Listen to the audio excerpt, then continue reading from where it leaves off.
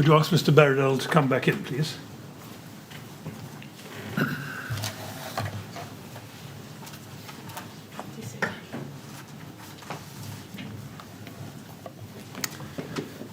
Right, Mr. Barradell, ready to carry on? I hope so. Yes, thank you very much. Yes, Yes, thank you, Mr. Chairman. Let's creep a little further forward in the time on the 16th of June 2017. GOL 50285, please.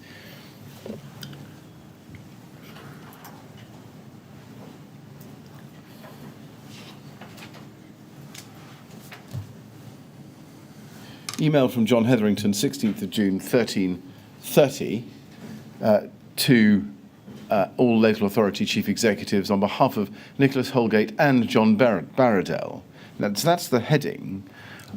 Just at that point, had you had a discussion with John Hetherington? I don't recall, but it would make sense if I had done so, or Mark Sawyer would have done so. Yes, and did you authorise him on your behalf to send this message?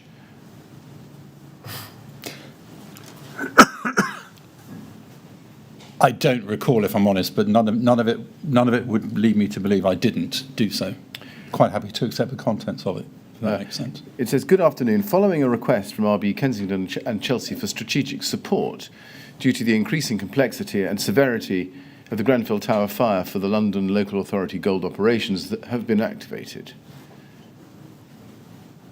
Now, it goes on to say, this is to ensure that London local government collectively supports RBKC during these extremely challenging times. Jorn Barradell is supporting RBKC and will be supported further by chief executives as required. Those chief executives are aware and on standby. Now, there's nothing in that. Well, first of all, I suppose I should ask you this. Did you approve that text before it went on your behalf? Not that I recall, but I think there's nothing in there that I would resolve from, if that makes sense. Well, except this, isn't it? The London Local Authority gold operations were activated the night before and were now about to be stepped out of altogether by the new and unprecedented arrangements that you were taking over.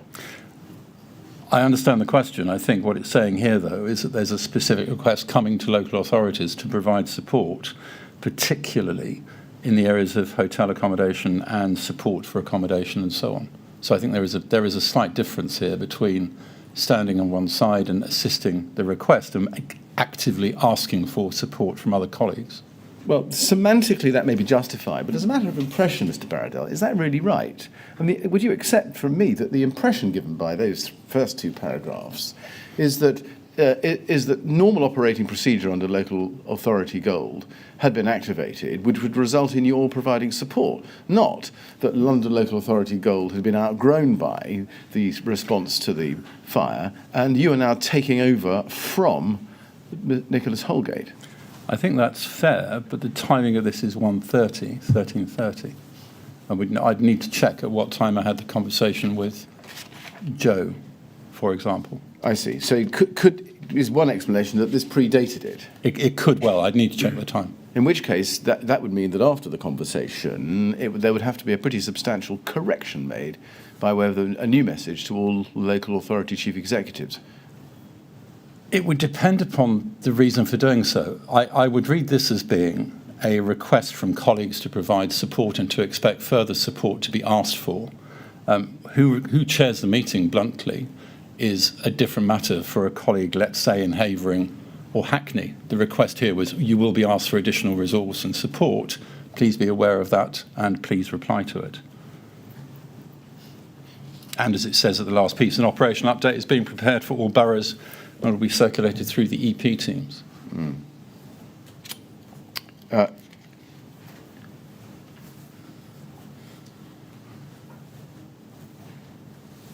Now, if we go to your second statement, please, GOL 401706, please. Let's go to page 16, paragraph 86. You there set out the primary issues to be addressed when you became LLAG at 1400 on Friday the 16th of June 2017.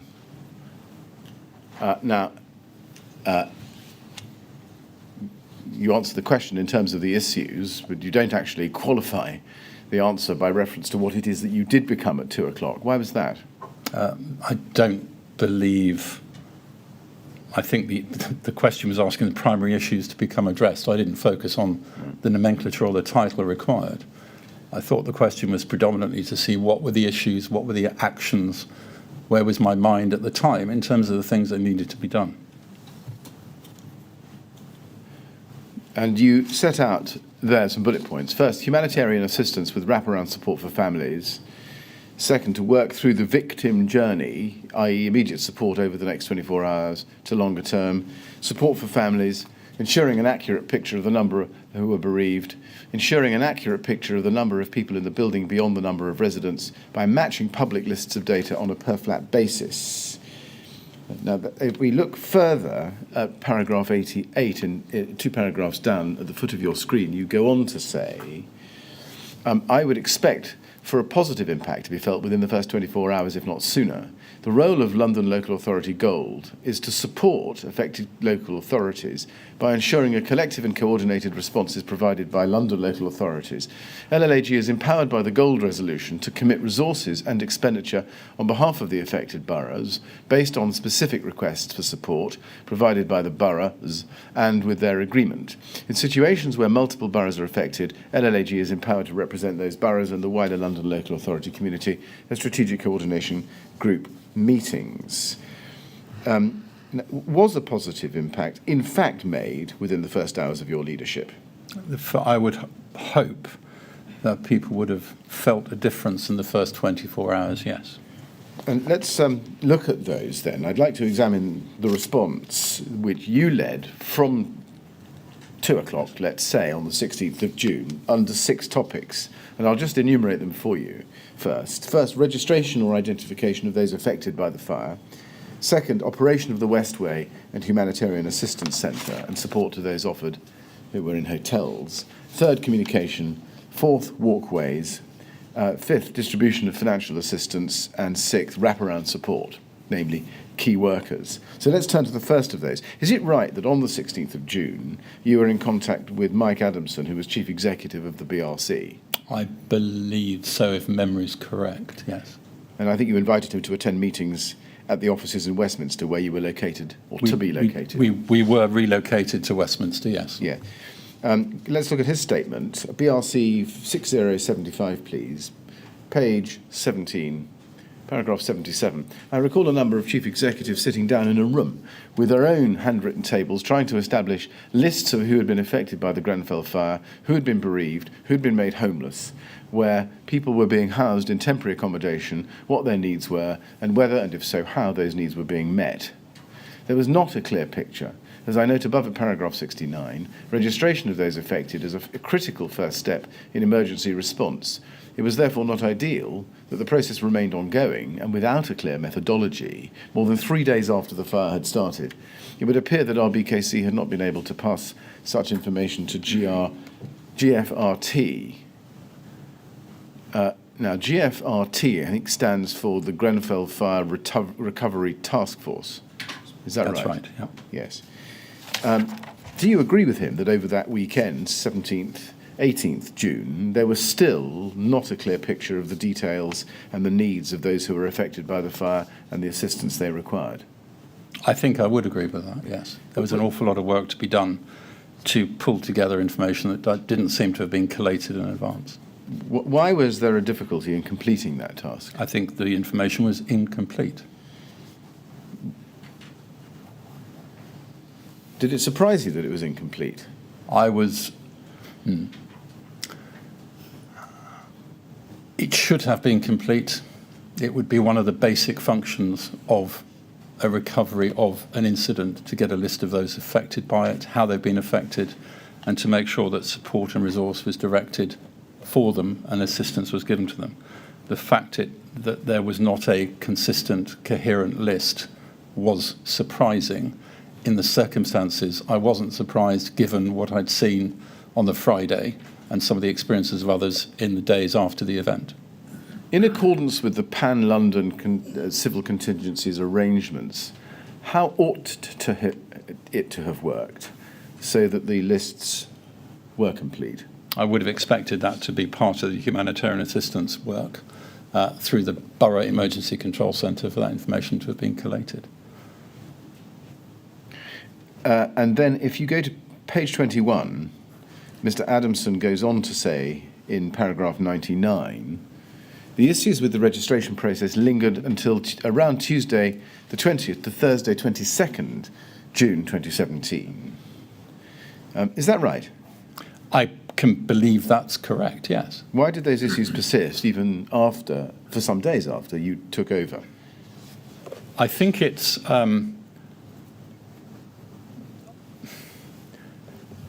if one doesn't start a recovery process in the right way, by which I mean the processes and procedures are set up, first of all, to gather the information of survivors, bereaved, and those affected at the beginning, before people are housed in hotels or dispersed away, for an example.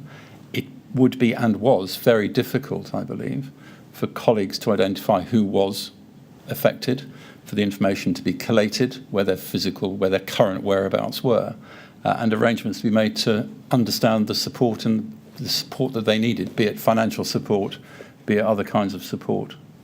And I think once that early start had been lost, it was time you could not recover.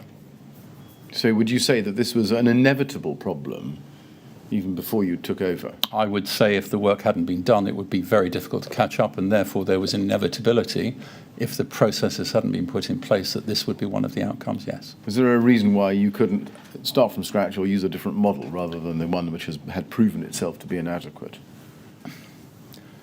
I think the model was very different. What we'd done here was we put in, under the leadership of experienced chief executives and their staff that they brought in and other volunteers, a system to try and rectify what had happened. It was inevitably going to take time for that to happen, for that to become a system that worked. And Michael Adamson is quite right in saying that this took a significant period of time, far longer than one would wish, to be honest. And what impact did you at the time think that lack of information or incomplete picture had on your ability to lead as the LLAG Gold, or whatever role it was you were occupying? Impact on my role as such, limited. Role on the survivors, bereaved, and those affected, significant, because the support that they needed, the support that they were entitled to, us as an authority, as public bodies, as a society, was impacted by not knowing, frankly, sometimes who they were and where they were. Can I just ask you this? Given the nature of the disaster and the fact that people were self-evacuating from the tower from quite an early stage in it, and going to who knows where, some to rest centres, some perhaps to friends or family or whatever, was the compiling of the sort of information you have in mind not inevitably going to be very complex? I think it would have been complex. I think the thing that I think was missing was a consistent process to receive it, to collate it, and one where information and communication took place to allow people to come forward to say, I lived in this part of the tower or in the surrounding area. This is where I currently am. So I think there were two processes here. One was recording, the other one was encouraging people to come forward. Right. Yes, right, thank you. Was there a system or process provided for as part of the Pan-London arrangements, or even the national arrangements, whereby identification and registration of people who were the subject of a mass displacement could be gathered and processed quickly and efficiently? I think within, if my memory is right, if within the humanitarian protocols, yes, there is a process, a system, whether it's for mass evacuation and displacement like this, for an example, to multiple sites, is a point I'm absolutely not certain of. But I'm pretty sure there is a process outlined in either the mass evacuation programme or the family, the humanitarian assistance programme that includes that, yes. If there is, and if it's clear and tried and tested, can you explain why it wasn't reached for by RBKC? I can't. Now, the next topic was the operation of the Westway and the Humanitarian Assistance Centre and provision of support to those in hotels.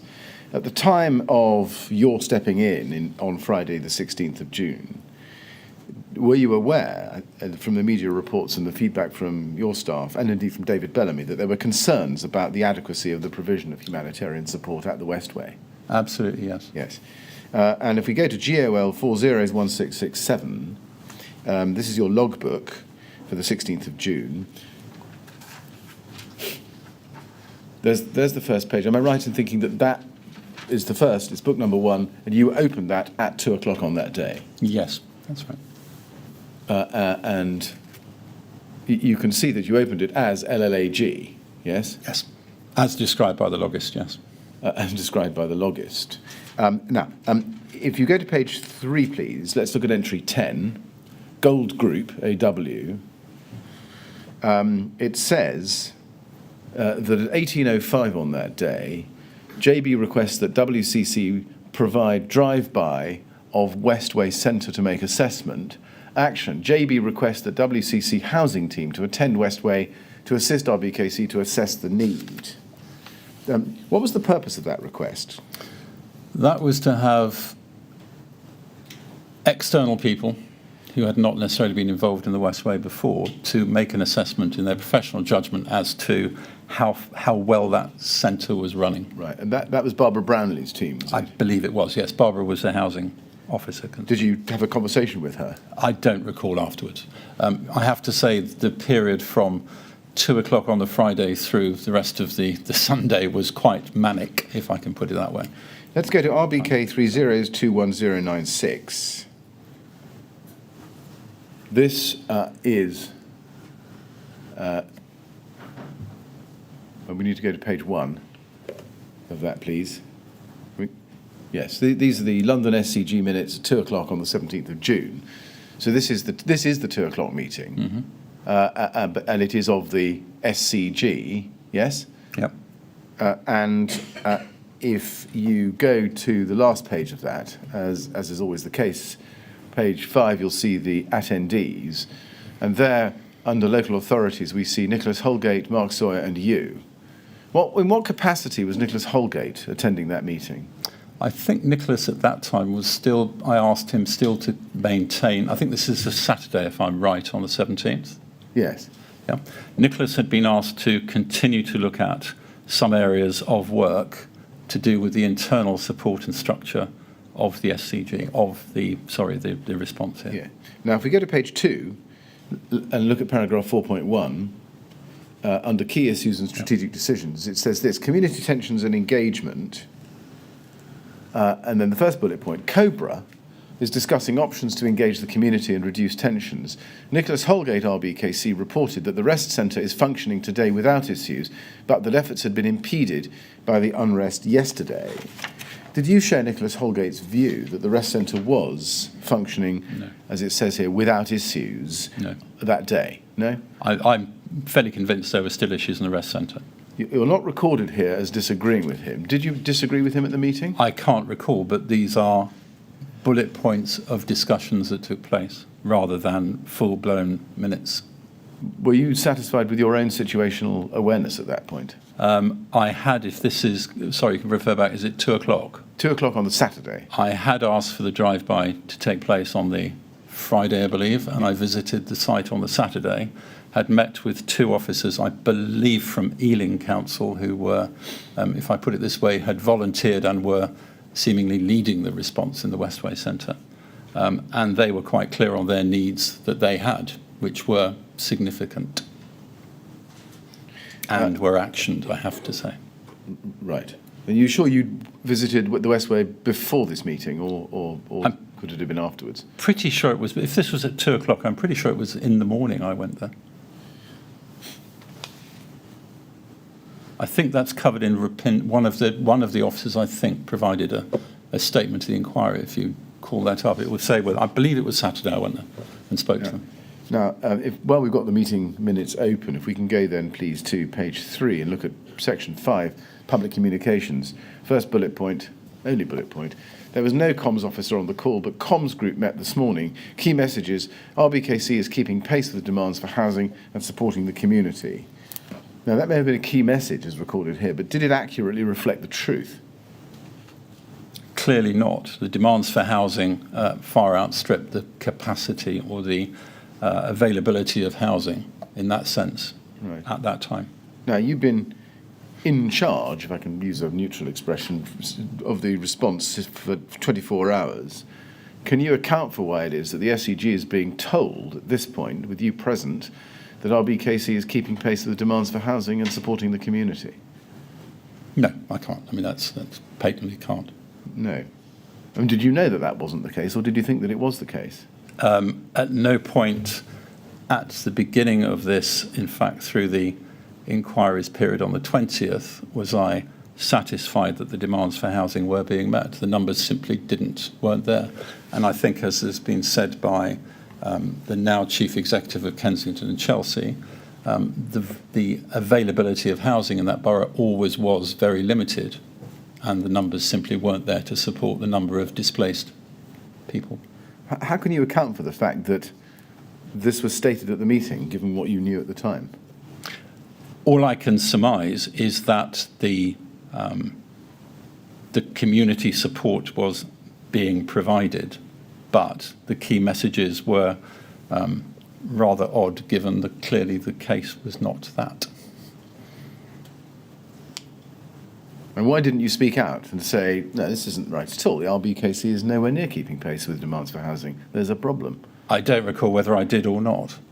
But you're not recorded as doing so. Again, I'm not being defensive, but these aren't minutes, these are bullet points. So these are actions, as it were, that follow, as you can see the line below. But I have to say, I don't believe the statement right. RBKC and the team were not keeping pace with the demands for housing. Now let's go back to your second statement, page 22, please.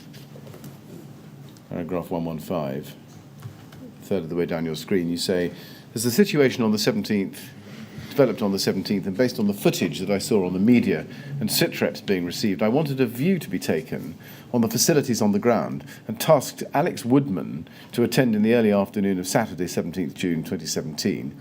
I recall receiving a call from him where he made me aware that the Westway Centre was not, in his opinion, suitable for the needs of families. He advised me that he had been briefed by 2 LALOs on scene of their concerns and recommended that I attend myself.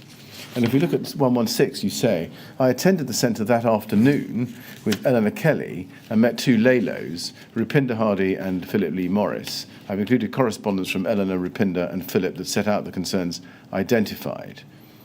So it looks as if you attended after the meeting from that, yes? Yes. What were your observations, do you recall, when you arrived at the Westway? If I recall correctly, there was a number of tables laid out, a pile of donated goods, a number of individuals sitting behind the tables trying to meet members of the public. It did not look organised to me. Right. And I think it's right that you, well, first I should ask, did you agree or did you disagree with his feedback, Alex Woodman's feedback, that the rest centre wasn't suitable for the needs of families affected by the fire? Absolutely agreed. You did. And how did you go about addressing those concerns? So there were 2 parts. One was, first of all, understanding from Philip and Rupinder, that's Philip Lee Morris and Rupinder Hardy, what their needs were immediately in terms of trying to improve it. And secondly, making sure that we establish the Family and Friends Reception Centre with some speed, which was specifically for the bereaved and the survivors to meet with the family liaison officers from the Met Police and make sure that was set up with the help and support from the Chief Executive of Hackney Council. And I think that happened from the Sunday, didn't it? It was up and running on the Sunday, yes. And, yeah, and just to be clear, that was a transition from rest centre into a dedicated community assistance centre, I think. It's, yes, specifically for survivors and bereaved. Yes. And how long did it take for you and the response team to make the Westway Centre suitable for that purpose? It's a different facility, sorry. The Family and Friends Reception Centre was set up in Holborn. That was created in, I believe, the overnight on this Saturday into the Sunday. You'd have to help me here with my recollection of this. It was overseen by the Chief Executive, as I say, of Hackney Council, with support from the private sector as well, who donated the facilities to be provided. Well, I asked you, I just want to clarify something. I'm really focusing on the Westway, not the opening of an FRRC, Right. to use the lingo. Yeah. Just focusing on the Westway, we know from other evidence that it transitioned from being a rest centre into a community assistance centre. Or is that not something you recall? I don't recall the point in time that happened. No. Right. Do you not recall that the Westway Centre was made into a place where people could go for support? Yes, I was aware of that, yes. Right. Well, let's just see if we can track it through the documents. Can we go, please, to CAB 402792? Still focusing on the Westway Centre, please. And if these are the minutes of the officials' meeting in Whitehall, the officials being those of or deputed to the Grenfell Tower Recovery Task Force. And this is at 15:30 on Tuesday, the 20th of June, so long after the weekend. And you can see Paddy McGuinness in the chair and others present, including Catherine Hammond and Melanie Dawes. And if you can turn to page 3, please, paragraph 15. It says at the foot of the page, Jorn Barradell outlined the purpose of the Westway Community Centre. Jorn Barradell raised concerns that the management was not adequate enough. The new centre, which was set to be opened, would specifically be for people who had lost loved ones and who would need to have contact with the coroner. De Vere Hotels were willing to provide a site for this new centre. Do you remember that? I do. Now, this was at a time, I think, when RBKC were no longer managing the rest centre and had not been doing so since Saturday the 17th. Yep. And yet here we see Tuesday, the Tuesday afterwards, concerns continuing about its suitability. Can you explain why those concerns hadn't been resolved in the 4 days that you had been occupying the role of so-called London Gold? So, if my recollection is correct, the concerns here were about the quality and the quantity of support being provided to those who turned up to Westway, to the Westway Centre. The new centre was the one specifically, again, for people who were survivors, bereaved, and those affected, and who had a family liaison officer, and that's the reference to De Vere Hotels. The concern that the management wasn't adequate enough would have been about resource available in the Westway Centre specifically for advice. Yes, and why did those concerns still persist as late as the Tuesday, 20th? Because they still needed to be resolved. The concerns would evidently still need to be resolved. Yes, but I can't recall precisely what they were. Why hadn't you or your team got a grip on those concerns before then? I can't answer the question. Well, you might be able to. It's a why question. Can you give us a reason sitting there? No, absolutely not. Clearly not. Now this suggests that, this text here suggests that the new centre would be akin to an FRRC, a Friends and Relatives Reception Centre within the LASLP lingo. Yes. For the bereaved, rather than a rest centre for those displaced by the fire. Correct. Is that right? Before that, was the Westway operating in both capacities? It was a centre available for both. I would not have expected family liaison officers to have arranged meetings with the coroner, for an example, in the Westway Centre. That would seem to be very inappropriate, and I don't believe, can't be sure, I don't believe that happened. I don't recollect it happening. The purpose of the De Vere Hotel facility was specifically to allow that engagement to take place between the FLOs, the coroner, if necessary, and the families of the bereaved. But when did that start? When did De Vere Hotels provide a site for the believe proposal? It was the next day. You'd need to help me with the timeline. Well, we would suggest it's not until the Thursday, in fact. So be it. I mean, I'll take that as being the Thursday. Then. Now, we've heard, on the subject of hotels, we've heard from people who lost their homes and couldn't return to them, that they were put in hotels throughout London as an initial emergency response. When did you first become aware that there were concerns about the welfare of those who had been placed in hotels? Those were, I believe, raised over the weekend, so the Saturday or Sunday to me. And that came from the humanitarian assistance group, I believe. Right. And we've heard evidence about the suitability of the accommodation provided, the unavailability of suitable food, and an overwhelming sense, as you may have heard from some of the earlier witnesses, that families felt abandoned and unsupported. And that continued even after you had taken over on the Friday. Was that your understanding or your impression? If I'd have been aware of individual or the circumstances, then I would have asked for actions to take place to address it. The arrangements for people to be put into or to be housed in temporary hotel accommodation would partly have been done by Kensington and Chelsea Council when they were responsible in running the centres at Westway and elsewhere. The piece, as you alluded to before lunch, about understanding who were and where were the survivors and victims and the bereaved was not a complete picture. As soon as it became evident where the individuals were, the location, the hotel, or with family, friends, and so on, then the idea of this wraparound support came about, where an individual social worker was assigned to each individual to try and understand the needs that those individuals had, and then to coordinate those needs to be met. I am aware now that there were individuals who didn't get that support that they should have done. So can we take it from that you were not aware, at least during the first few days after you took over on the Friday, that there were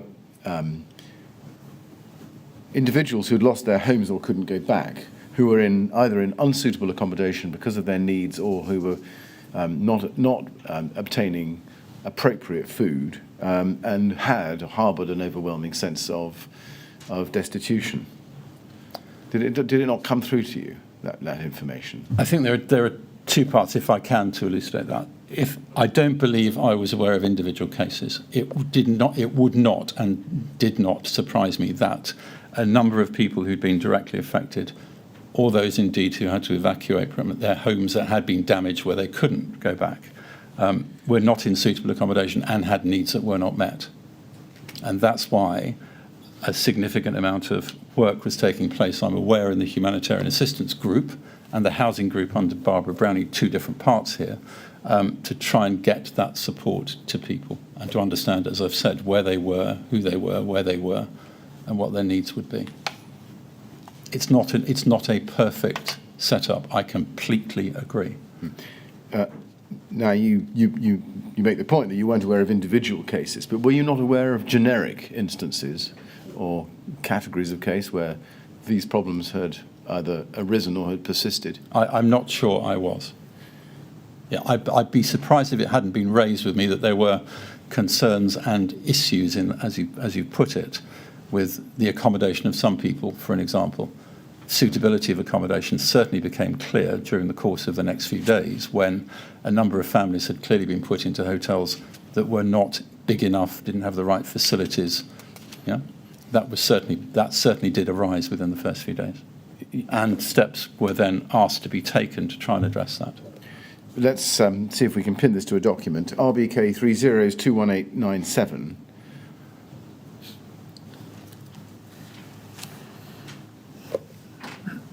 This is an email. If we go, please, to page 3. We have an email here. In fact, it starts at the foot of page 2 from Jerry Crowley at Hammersmith and Fulham to Kim Darrow, also at Hammersmith and Fulham, and works its way through the LBHF network. And that's because that's where the humanitarian assistance was coming from. But if it goes on at the top of page 3, we've been in touch with K&C this morning, and I can confirm that they have placed tenants from Grenfell Tower into a total of 26 commercial hotels, of which 3 are located in the following H&F hotels. Then they're set out. And then if you go down to the large paragraph in the centre of your screen, it says this: in the meantime, we've visited all 3 hotels today and spoken with hotel management, tenants and support staff. We have found inconsistent levels of service being provided to tenants at the hotels. For example, the families at the Ibis have an open tab with regards to food and bar. The Holiday Inn families have been provided with £500 and have access to breakfast. My main concern is for the tenants residing at the Premier Inn in Hammersmith. There are 12 families who have not been contacted by K&C since placement almost 6 days ago. We were the first to visit them at the hotel. They have no idea regarding what happens next and have not been provided contact details for K&C. They receive 2 meals per day, breakfast and dinner, but have not received any cash subsistence. I will today update the families at the Premier Inn with K&C contact details and information on how to access further assistance, including financial assistance. All 12 families will be given £50 from H&F to help with immediate expenses. Was that problem, the one specifically identified there, or problems like it brought to your attention during the first few days after you took over? This one is dated the 19th of June, so that's the Monday.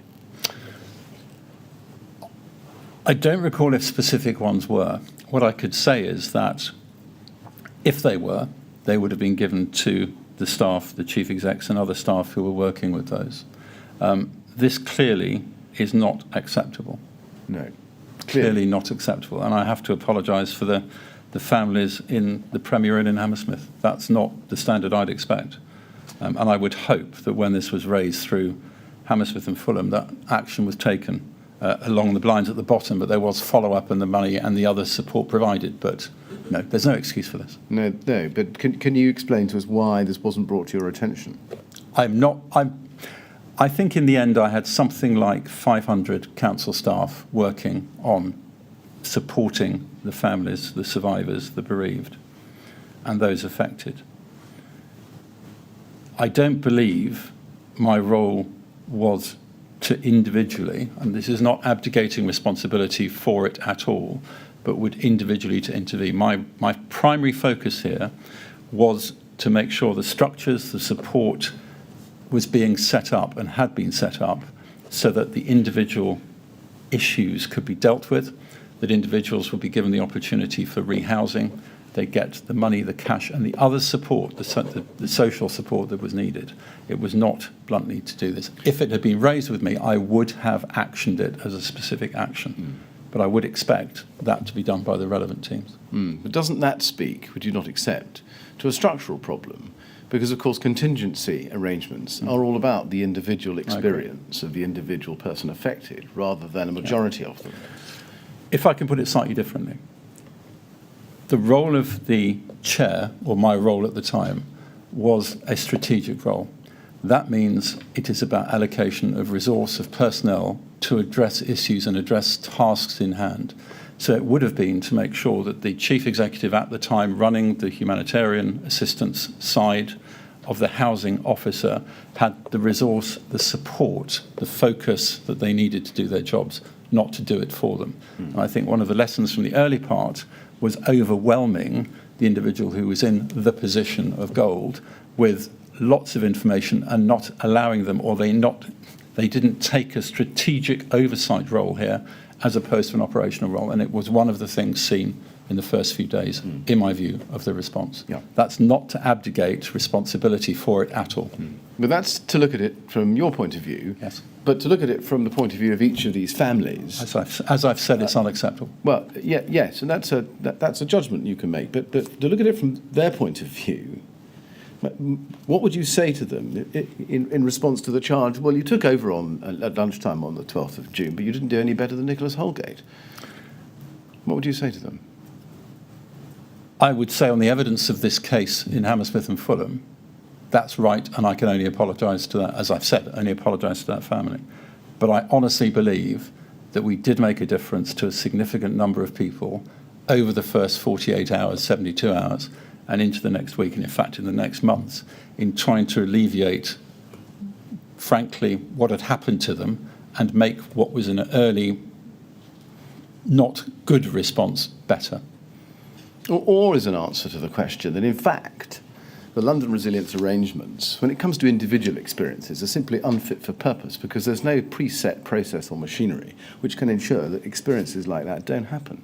I think there are deficiencies in the process in terms of setting and intervening in the first place. I think there are deficiencies, and there's a lot of learning about the support for communities. And I think Mike Adamson's, I believe, evidence to the inquiry was absolutely correct. And if I can speak personally, the city have also undertaken work in this and supported work in this, I think as Mark Sawyer said to you yesterday, to specifically look at ways that we can improve community resilience and give the tools to communities and ourselves to improve that. It's one of the many lessons from the Grenfell Tower. It's not good enough and can be improved. But I would say that the stark thing for me with this entire period was the way the community itself stepped up in the absence of the public sector, in the absence of the local authority, and did many of the things that the local authority should have done. And that was, in adversity, a positive thing from which we could learn. Well, this is coming out of that answer, and this is to prefigure a topic we'll come to later this afternoon. Apologies. But why was the Grenfell Tower experience the seedbed for learning lessons? What was it about the Grenfell Tower fire that meant these lessons suddenly got learnt when they hadn't been learnt from previous experiences?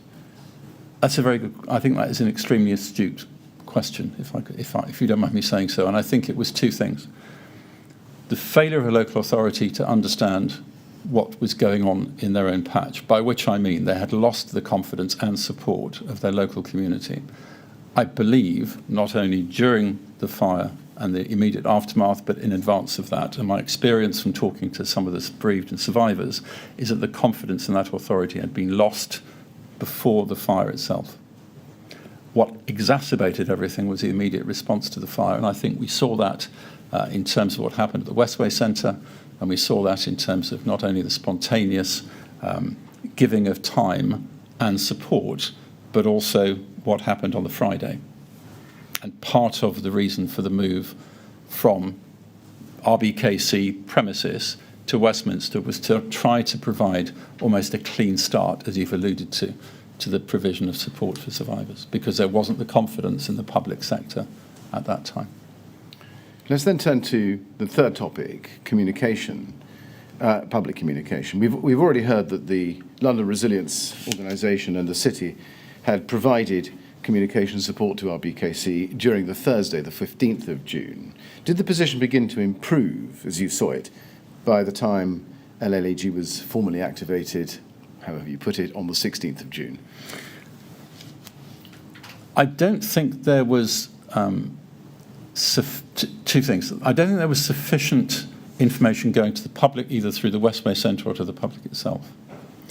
The two officers that went across, I think, assisted with press support at the Westway Centre for the leader of RBKC. So I think their role was very much in terms of media rather than communication.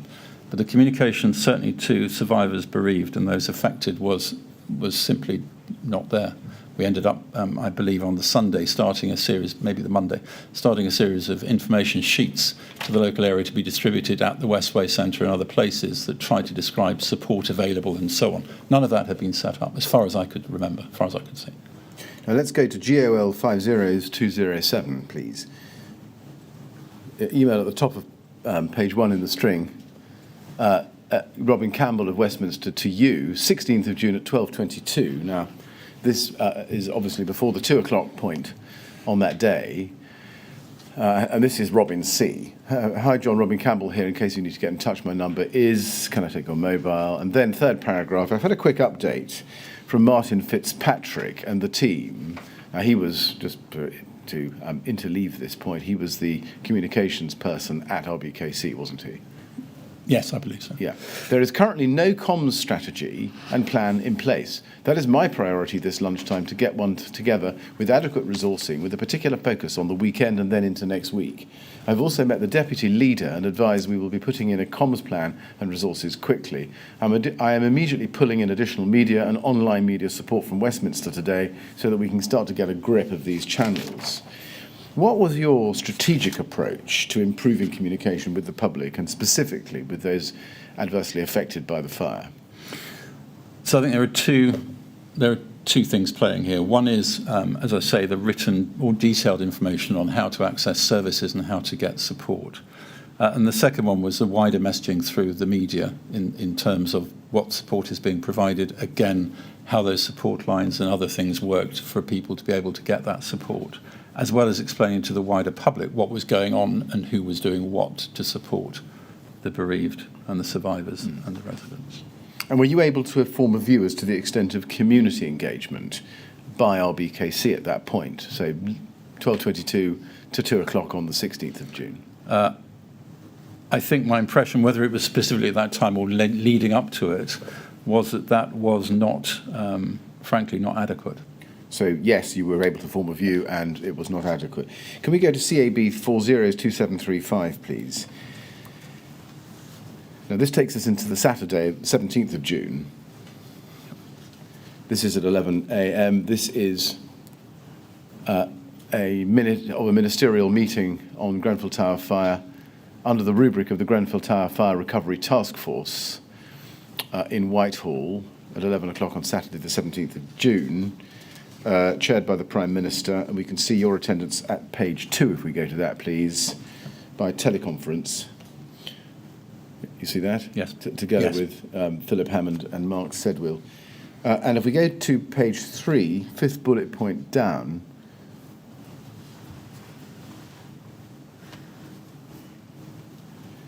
you can see there's a reference to a meeting with members of the local community that day. And then it goes on to say, the last sentence of that last bullet point there, it was important that the government and Recovery Gold were represented to hear directly from those affected and answer questions on the response. Now, Recovery Gold is you, isn't it? It's me and the team, yes. Well, all right. But you're identified in the meeting Yes. as Recovery Gold, and we saw Yes. that from page 2. Now,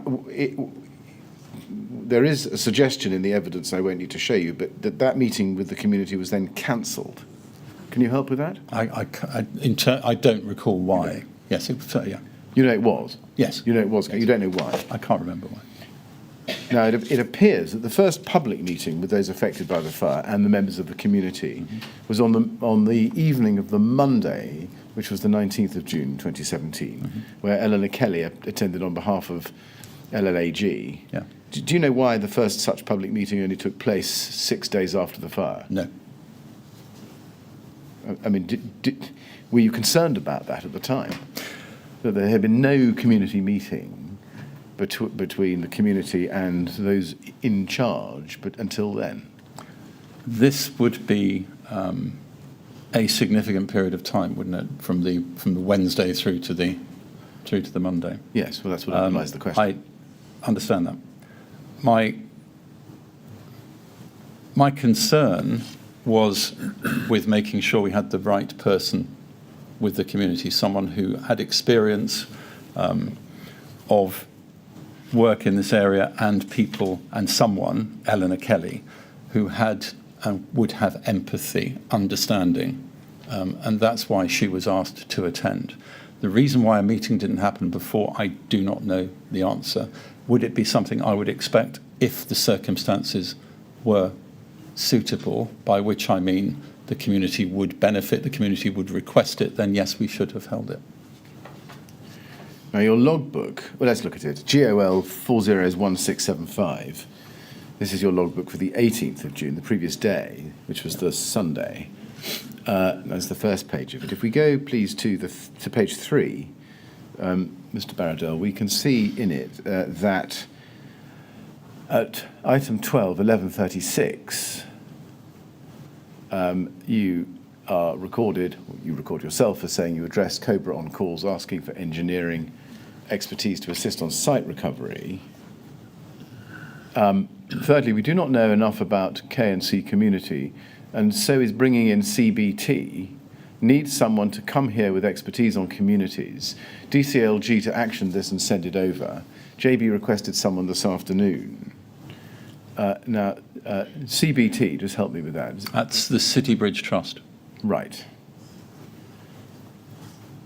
And what does the City Bridge Trust do? So, City Bridge Trust is the City of London charity. It's one of the largest grant givers to community groups in London, out with the city, by the way. It provides grant support there. The chair of that is, the chief executive of that is David Farnsworth. David, I believe at the time, was chair of London Funders, which is a group of grant-giving bodies in London. And the community groups we're talking of here is bringing David in to support who would be an active community group within the local community that we could speak to. In other words, trying to get more understanding of the community group. The next piece, if it's helpful, would be expertise on communities here. I would mean someone who could help with community engagement, who has had expertise in that area, and ask CLG, the department, to help with that. Was the request actually made? Do you know? I believe it was. It says in the action it was that they actioned to send someone over. And did it help? I don't recall if they did. I couldn't be firm in the answer of saying yes or no. Right. I would expect them to have done. I mean, your answer prompts another question, which is, well, why couldn't RBKC or the TMO provide you with the information you needed about the community, about who was in it, what they were like, who made them up, what their needs were? I think I said earlier, I think the confidence of that community had been lost in the local authority and the TMO much earlier. And for trying to understand communities, City Bridge Trust, it seemed to me, would be able to make very quick contact with local community groups, and others would understand the landscape of grant giving, for example, and those community groups within the community. Well, is the point actually here that it's not that you didn't know enough about the KNC community, because RBKC could have told you everything you needed to know, but you didn't know how to handle them? No, that's absolutely not true. It's absolutely not the case. I didn't. The question whether RBKC understood the community, I think, is self-evident from the response of the community to the Grenfell Tower fire. My interest here was finding routes into the real community within the neighbourhood that could be supported, and to find routes into that. And I believed a route to do that would be through City Bridge Trust. They were neutral, they'd be trusted, they'd have trusted members in the community that could assist. We were trying at the time to build trust and confidence in what we were doing to provide support. That had been lost with the existing authorities, I believe, in Kensington and Chelsea. So was the clue in the name Bridge? In other words, you wanted them to come in essentially to broker a relationship? It's a very good use of their name, yes, exactly right. So then let's turn to Sunday and the LFB 3061258.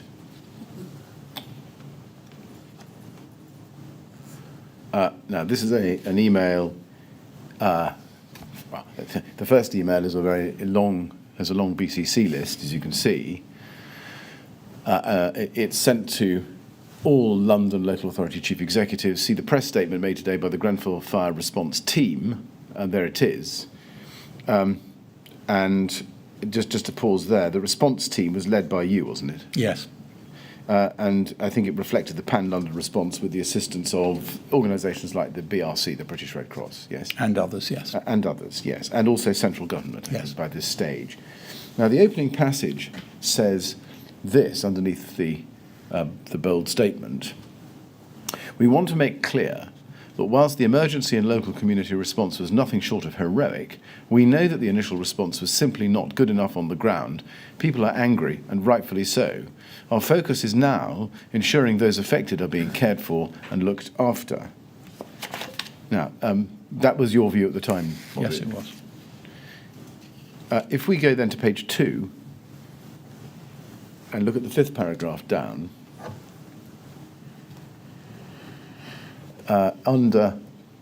which is the paragraph under the one marked 3, you say, or John Hetherington says, I'm urging any families or individuals who have been affected and who have not come forward, or for whatever reason, to please come to the Westway Centre so that we can help.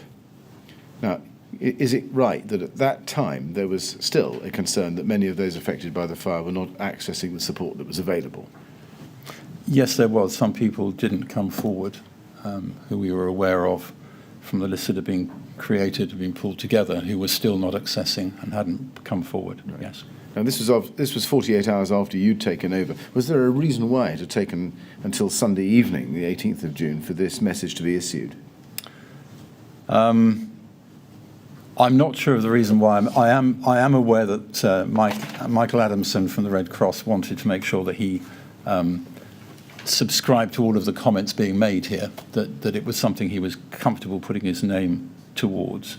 And again, I would say part of this is trying to restore trust and confidence, and part of the reason people didn't come forward, I'm pretty sure, was lack of trust and lack of confidence.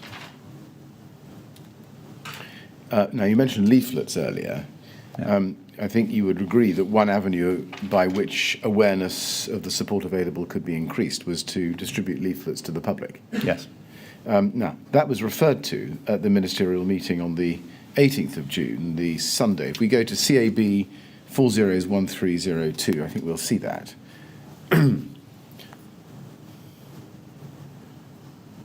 Page 1. This is Cabinet Office briefing room, so this appears to be a COBRA meeting in the strict sense. Can I just ask you, these meetings which you attended or which took place, did you understand them to be COBRA meetings properly so called?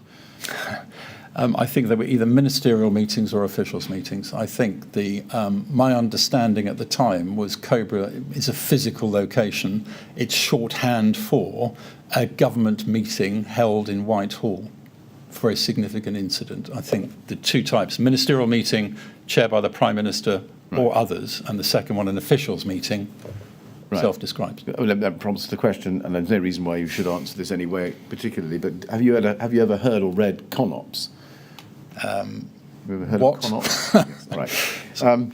So we will explore that with others. And now leaflets, page 1, please. If you look at item 5, Cabinet Office Comms, working closely with LA Gold Comms to finalise leaflet today summarising key information for local residents.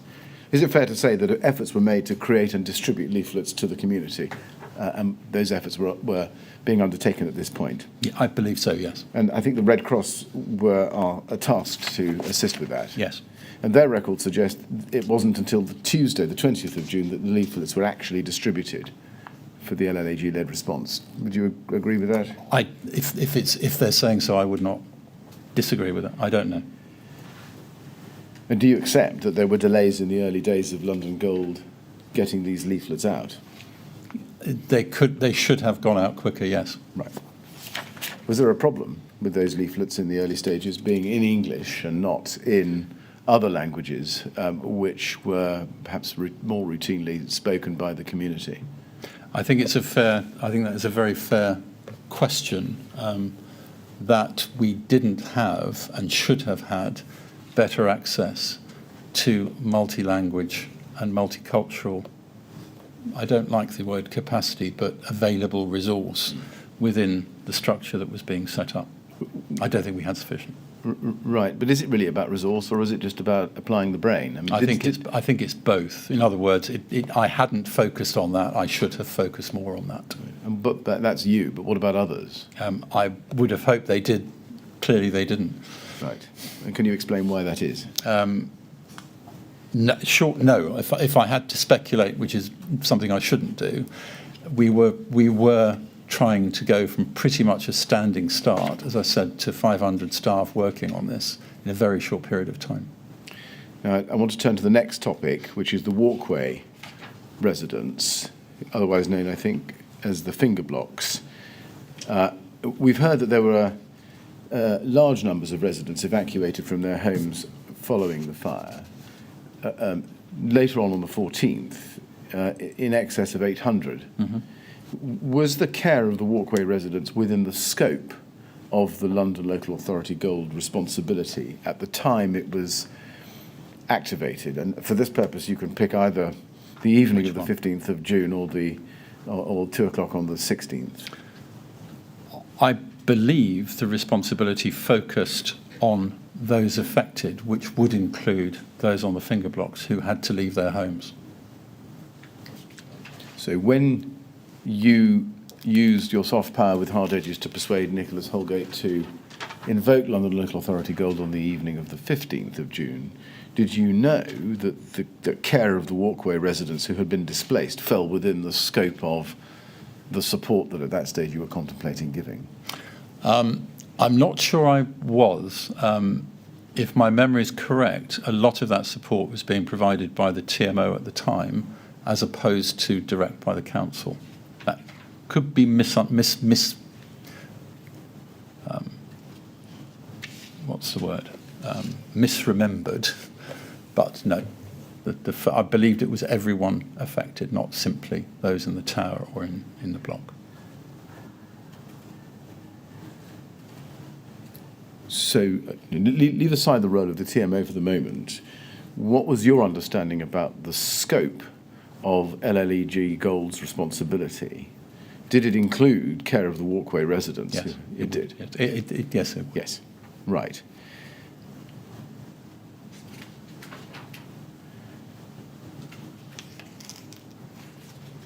Then, can I just ask you to see something, please? It's CAB 30148227. Yes, this is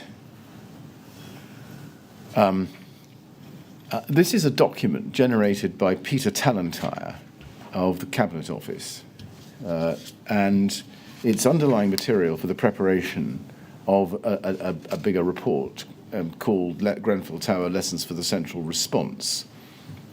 And there are a number of points recorded here by him. I just wanted to ask you to please to look at the third paragraph down, where it says this: unclear and unsatisfactory division of responsibility between Jorn Barradell for victims in the tower and RBKC for everyone else. Not clear how this worked in practice and whether it added to confusion / poor information flow. Why was this distinction created, and by who? Now, leave aside, or try if you can, the fact that this is his view looking back. Mm-hmm. Were you aware that there was a distinction in relation to your responsibility between, on the one hand, those who had been evacuated from the tower itself and those who had been evacuated from the walkways and Grenfell House and Treadgold House? I think there was a distinction between the two in terms, if nothing else, of the needs of the individuals. So those who were bereaved or survivors from the tower were clearly in need of different support than those who'd been evacuated from their homes that were still standing.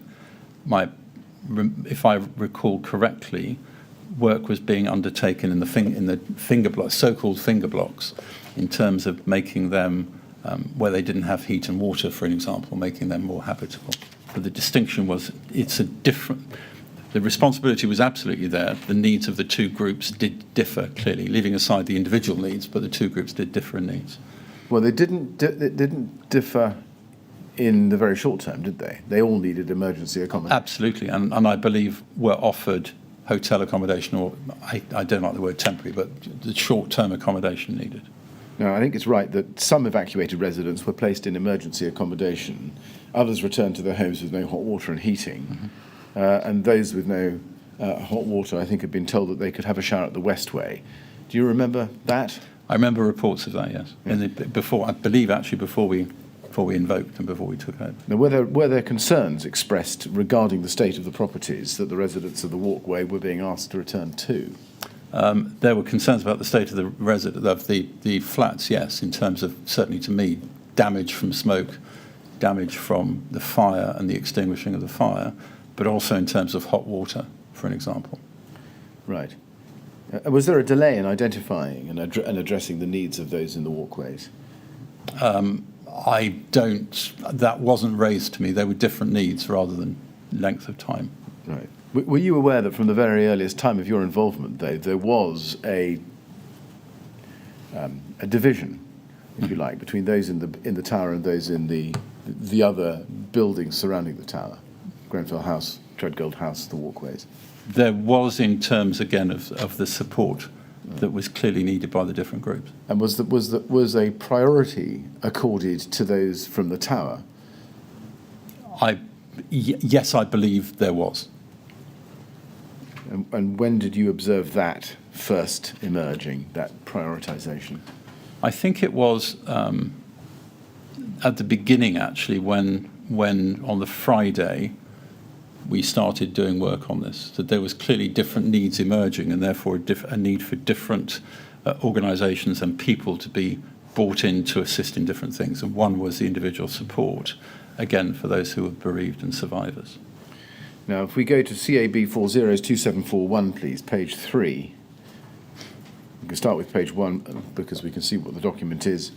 This is the ministerial meeting on that day, headed by or chaired by the Prime Minister. You are listed as present. If you look down the left-hand column, 3 from the bottom, Recovery Gold Commander is how you're described there. And if we go, please, to page 3 and have a look at paragraph 7, at the foot of the page, the Recovery Gold highlighted that there were issues with the provision of hot water and gas to a number of affected properties situated within the wider cordon, around 400 households in total. The Recovery Gold raised concerns about the effectiveness of the Kensington and Chelsea Management Organisation, TMO, who manage Grenfell Tower and surround properties, in conjunction with the Department for Communities and Local Government. Turn the page, please.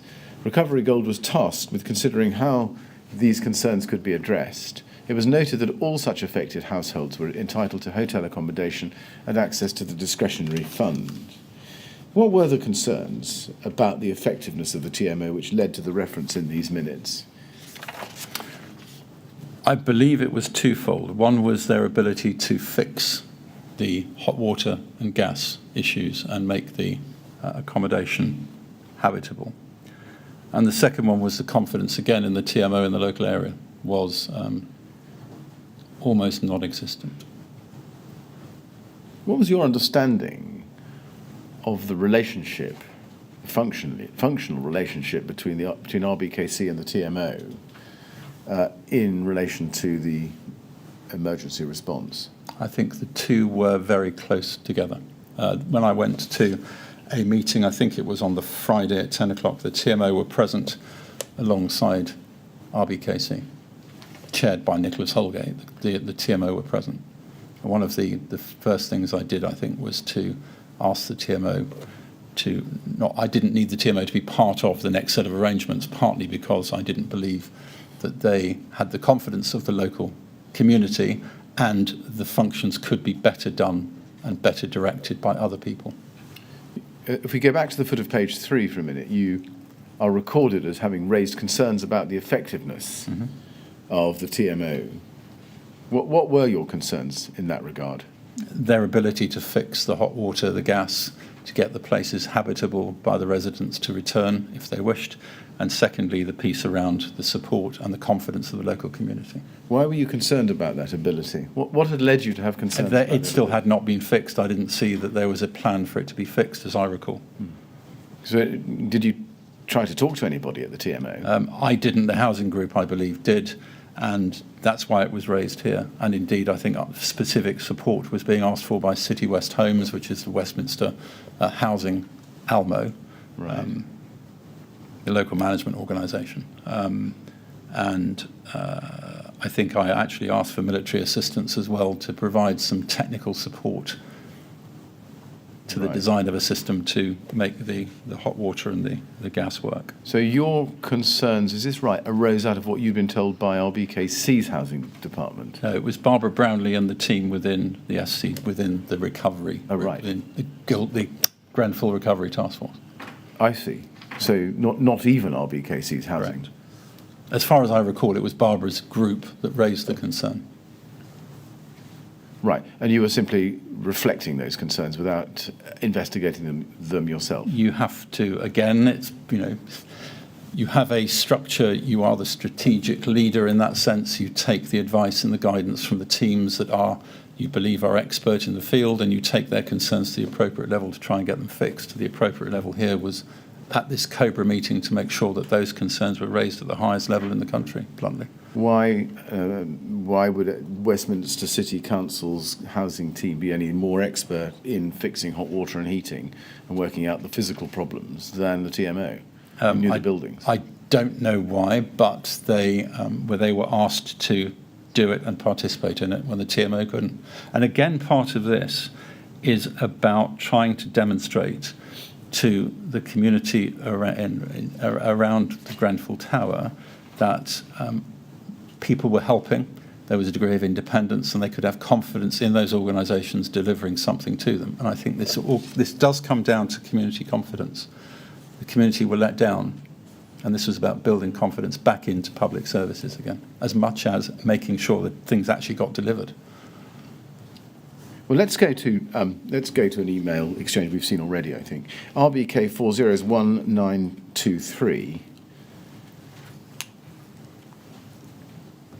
This is an email exchange on the 20th of June from Amanda Johnson in RBKC Housing with Laura Johnson copying her in, and Nicholas Holgate, on a chain which is below it. And if you pick it up at the middle of the paragraph, middle of the page, is an email from Amanda Johnson to Barbara Brownlee at 12:58. And it says, Barbara, at this morning's meeting, you explained that resources would not be made available to support the TMO in terms of housing management staff. The TMO is now struggling to mobilise staff to support people back into their homes. I'm clarifying the number of staff that have not attended work today.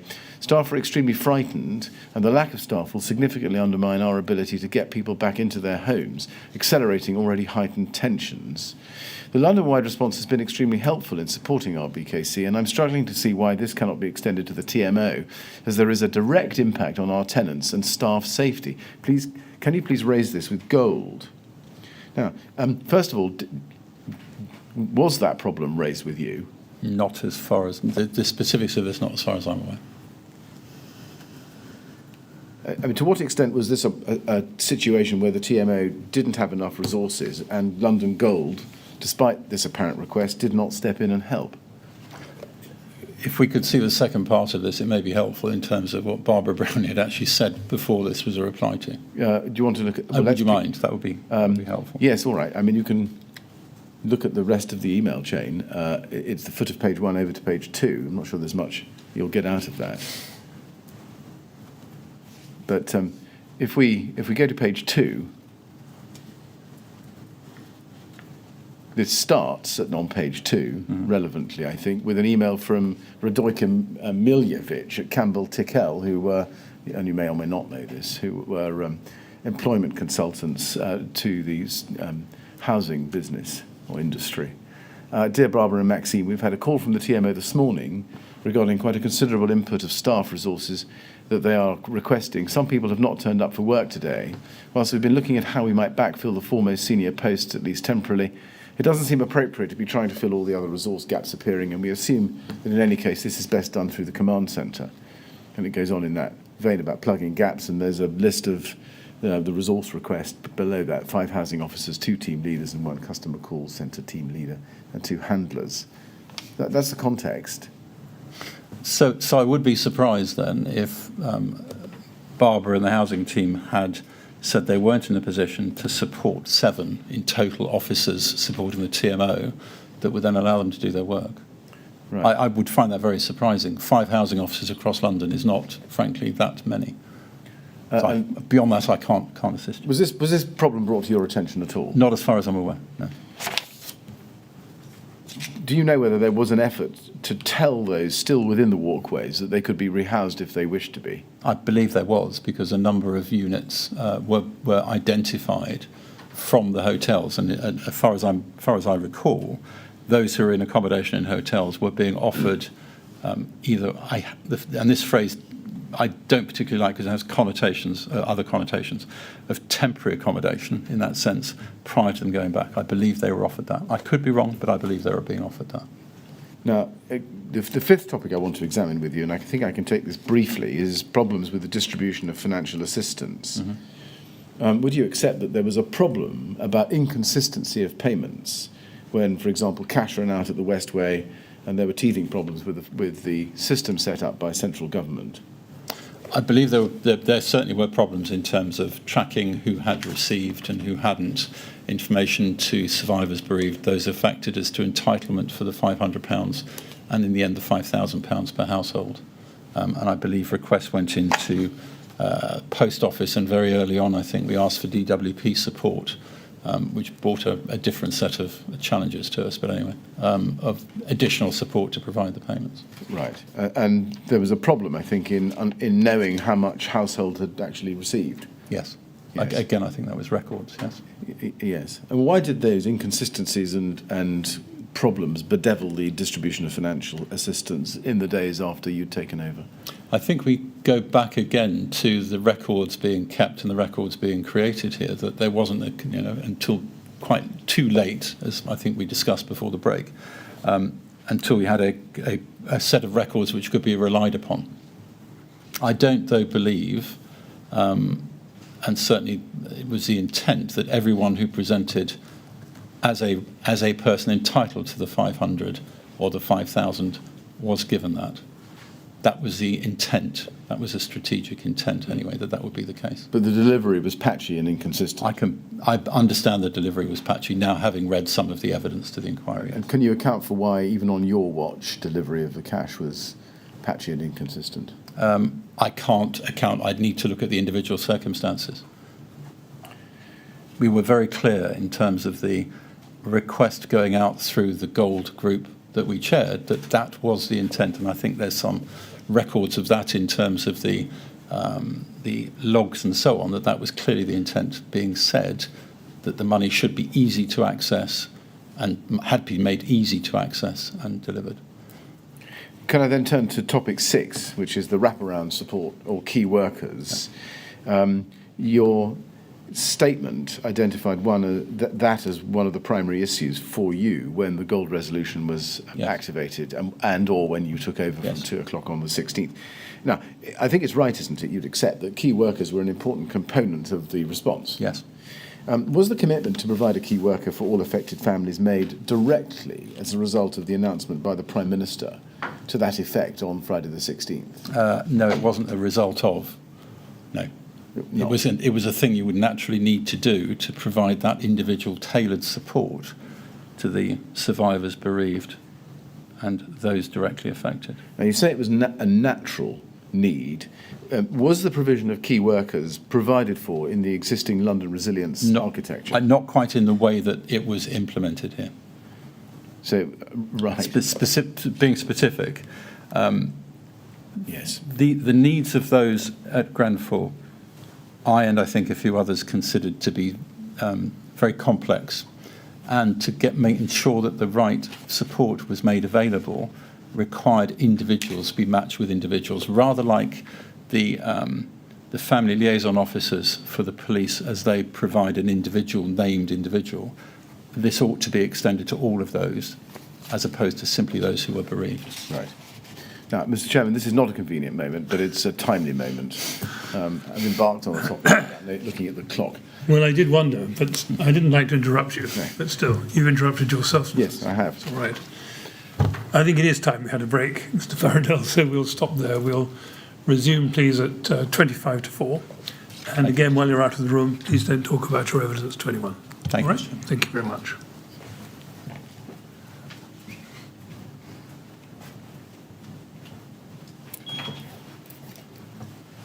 Thank you, Mr. Minute. 25 to 4, please.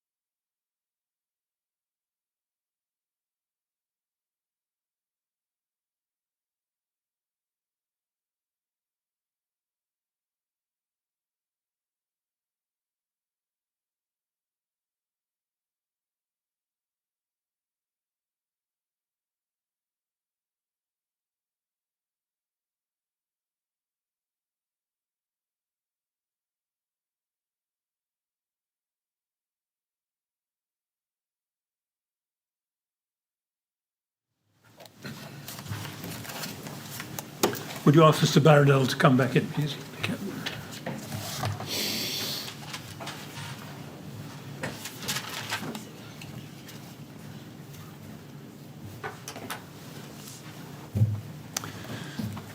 Right, ready to go on, Mr. Barradell? I think so. Yes, thank you very much. Yes, Mr. Willett. Right. Now, you'll recall that key workers for this purpose were all required to be qualified social workers. Yes? Yes. Yes. They were the first group asked for, yes. Yes. Now, in the light of the sheer volume of key workers required, is it fair to say that there were problems with capacity and consequential delays in allocating a key worker to families? I believe there was, yes. And would you also agree that where allocation did occur, there were at times added delays in arranging face-to-face meetings with key workers? Yes. Yes, and occasionally leading, in instances, did you know this, to suicidal ideation? No, I wasn't aware of that. Right. Were families from the walkways prioritised in the same way that Grenfell Tower families were? The priority would have been Grenfell Tower first and then the walkways. So they weren't? No. They were secondary? Right. Why was that when it came to key workers? I believe because of the judgment that the key workers should focus first on the residents of the tower, the bereaved and the survivors, and then the wider community. Right. Now, in the days that followed the fire, well, your appointment particularly, did you become aware of concerns expressed regarding the lack of continuity in the key worker arrangements? I think it was raised with me, or raised at the Gold meetings, yes. Right. And do you acknowledge that despite the best of intentions, the wraparound support via social workers, perhaps in retrospect, was not good enough? I think there were, in some cases it worked very well, in others it didn't work at all well. And I think we had to recognise that in the future. And do you accept that systematically there was a problem about finding the right skills in local authorities to provide the wraparound support? I think it is a particular skill, and again, one that I would hope we've learnt the lessons for.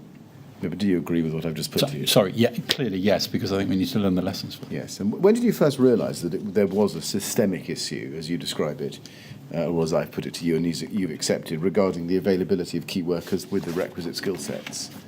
I don't recall the exact date. I believe we started, the conversations certainly were taking place from the Tuesday, Wednesday of the following week. Right. So not really until after some 6 days after the fire. As far as I recall, there may have been instances, but certainly where it became apparent we needed to increase the volume and be clearer in terms of what the skill set should be later on. Right. Now, can I ask you to look, please, at MOL 6017. This is a transcript of your evidence to the GLA Oversight Committee on the 23rd of November 2017, so some months after the fire, which was examining the response of London Resilience to the fire. And you can see this is Appendix 1 to a larger document at page 1. And if we go, please, to page 30 in this document.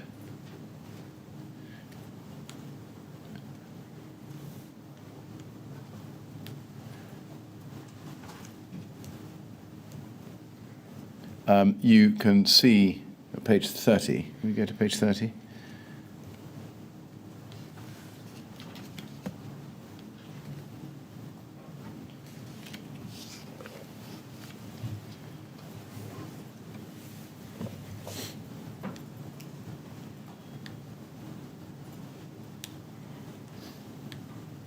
Now, here you are recorded as saying this. In the middle of your screen. As I mentioned earlier, one of the lessons from this is understanding what the phrase key worker actually means to families and those affected, and also what resource we actually have to ask people to be key workers.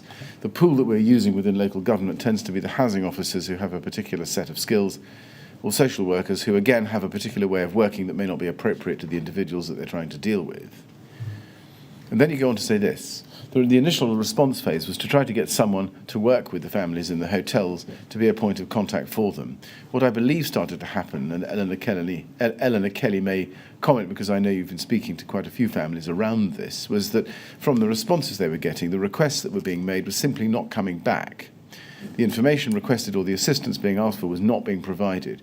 Whether that was the systems were not in place to do that or whether it was the individual did not know how to access them was part of the learning that was done early on. Now, can you explain why the requests made from those affected were not coming back or were not being provided? If I recall, this is a transcript of what was said, and what I meant by that was that there were some requests that were being made by families or the staff that were not being met, and similarly, some people did not wish to engage or work with the person who was allocated to them. Some people didn't want it. Some people said don't need it. Some said don't like that person.